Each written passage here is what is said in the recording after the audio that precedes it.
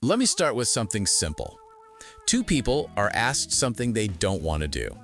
One says, "I can't do this." The other says, "I don't do this." It sounds like a small difference, but psychologically, it's huge. "I can't" sounds like pressure. "I don't" sounds like a decision. One feels weak, the other feels settled. And that's the core of this entire conversation. Most people don't struggle with saying no. They struggle with feeling okay after saying it.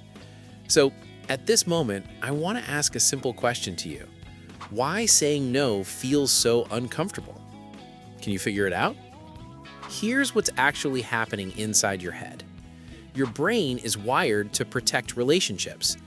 Even today, when you say no, a small part of your mind reacts like, "Careful, this might create distance."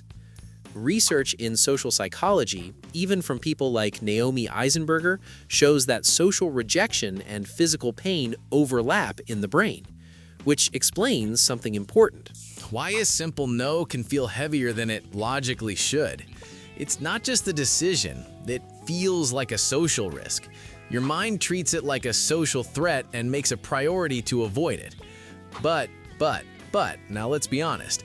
A lot of your yeses are not about kindness. They're about keeping things smooth, in harmony, which is clearly explained by Robert Cialdini's principle.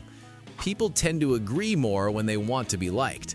So when you say yes to something you don't want, it's often your brain choosing approval over honesty. And my friend, that's exactly where the pattern begins. You got it now. But it doesn't end just here. It's just the beginning, and it's the part most of the people ignore. Every time you say yes when you mean no, there's a cost that is irreplaceable. That's not dramatic, not immediate, but steady. You lose a bit of energy, focus, willingness, and over time, that turns into quiet frustration. It forces your mind to induce that feeling of, "I don't even have time for myself anymore." That's not because you're busy, clearly. It's because your boundaries are unclear. So much to handle at once, right? Now let's just forget the every cause and effect and just address the situation if you have just said a no. You probably, or most probably, are going to get guilt. Maybe you believe you could just have been more polite, I guess. But here's the shift. Not all guilt means you did something wrong. Sometimes it just means you did something you're not used to. You didn't hurt anyone. You didn't insult anyone. You just didn't meet an expectation. And your brain goes, "This feels off. Fix it." So you try to go back, soften it, or change it. But that's exactly the cycle that keeps you stuck. Hold for a second, and let me tell you what exactly changes when you start saying no. At very first, it feels uncomfortable, a little awkward, a little heavy.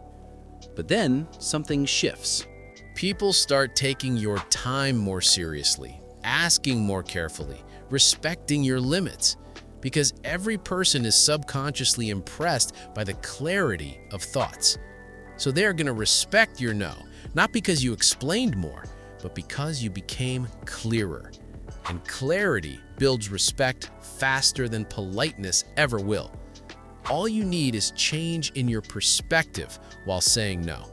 And I bet you yourself are going to respect yourself more after this.